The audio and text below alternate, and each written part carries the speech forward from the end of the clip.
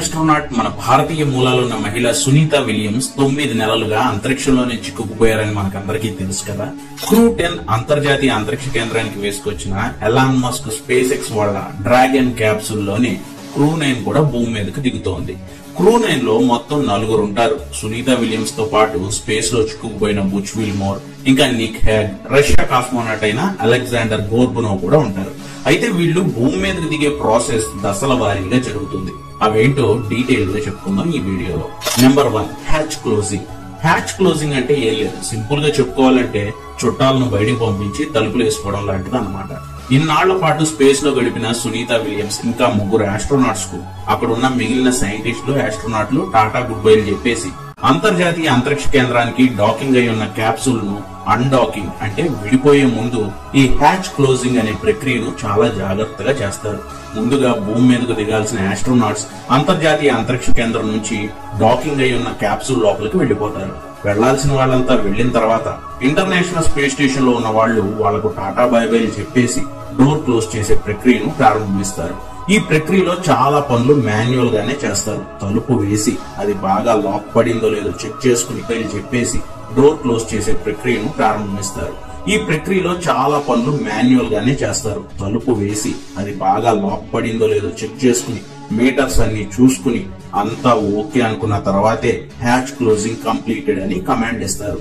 పొరపాటున ఏదైనా ఎక్కడైనా లీక్ అయిందా, ఇటు ఇంటర్నేషనల్ స్పేస్ స్టేషన్ అటు డాక్ అయి ఉన్న క్యాప్సూల్ లో ఉన్న మనుషులు అందరికీ ప్రమాదమే. సో అందుకే చాలా స్లోగా, చాలా జాగ్రత్తగా అణువణువు ఓకే అనుకున్న తర్వాతే హ్యాచ్ క్లోజింగ్ టాస్క్ కంప్లీట్ అవుతుంది. Number 2, undocking. ఇప్పుడు క్యాప్సూల్ లోకి వెళ్లిపోయాం కదా అని సునీత విలియమ్స్ వాళ్ళు అన్డాకింగ్ చేసేలా ఉండదు. దానికి చాలా టైం పడుతుంది. కింద వీళ్ళు దిగాల్సిన ప్లేస్ అండ్ కోఆర్డినేట్స్ అన్నిటిని దృష్టిలో పెట్టుకుని అన్డాకింగ్ జరగాలి. రెండోది, వీళ్ళున్న క్యాప్సూల్ లో కూడా ఏదైనా టెక్నికల్ గ్లిచెస్ ఆ టెక్నికల్ ప్రాబ్లమ్స్ ఉన్నాయా లేదా చెక్ లిస్ట్ పెట్టుకుని అన్ని పర్ఫెక్ట్ గా చెక్ చేసుకుంటారు. దీనికి దాదాపుగా 3 గంటల టైం తీసుకుంటారు. అందుకే 8 గంటల 15 నిమిషాలకి క్యాప్సూల్ లోకి వెళ్లిపోయినా 11 గంటల 15 నిమిషాల దాకా గానీ అన్డాకింగ్ ప్రక్రియను మొదలు పెట్టరు. అంతా ఓకే అనుకున్న తర్వాతే dragon capsule international space station నుంచి అన్డాక్ అవుతుంది.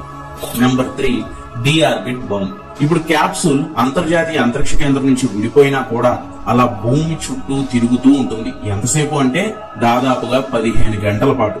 ఎందుకంటే భూమి కక్షలోకి సునీత విలియమ్స్ వాళ్ళు ఉన్న క్యాప్సూల్ ప్రవేశించాలి కాబట్టి. సో భూమి మీద ఎక్కడ దిగాలో కోఆర్డినేట్స్ అన్ని సెట్ చేసుకుని వాతావరణం అది అంతా బాగుందా లేదా చూసుకుని భూమి కక్షలోకి ప్రవేశించేందుకు క్యాప్సూల్ ని బర్న్ చేస్తారు, అంటే మండిస్తారు. సో ఇప్పుడు డ్రాగన్ క్యాప్సూల్ కక్షలోకి ప్రవేశిస్తుంది. Number 4, splash down. భూమి కక్షలోకి ప్రవేశించిన తర్వాత మరి భూమి ఊరికే ఉంటుందా? గ్రావిటీ ఊరుకోదు కదా, లట్టుకున్న ఆ క్యాప్సూల్ ను భూమి మీదకి లాగేస్తుంది. గ్రావిటీ ఆధారంగా ముందుగానే ఫిక్స్ చేసుకున్న కోఆర్డినేట్స్ ను అనుసరించి క్యాప్సూల్ అమాంతం భూమి మీదకి పడిపోతూ ఉంటుంది. క్రాష్ ల్యాండింగ్ కాకూడదు కాబట్టి క్యాప్సూల్ జాగ్రత్తగా దిగేలా పారాషూట్స్ ని ఓపెన్ చేస్తారు.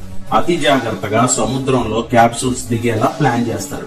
దీన్నే సైన్స్ పరిభాషలో స్ప్లాష్ డౌన్ అంటారు.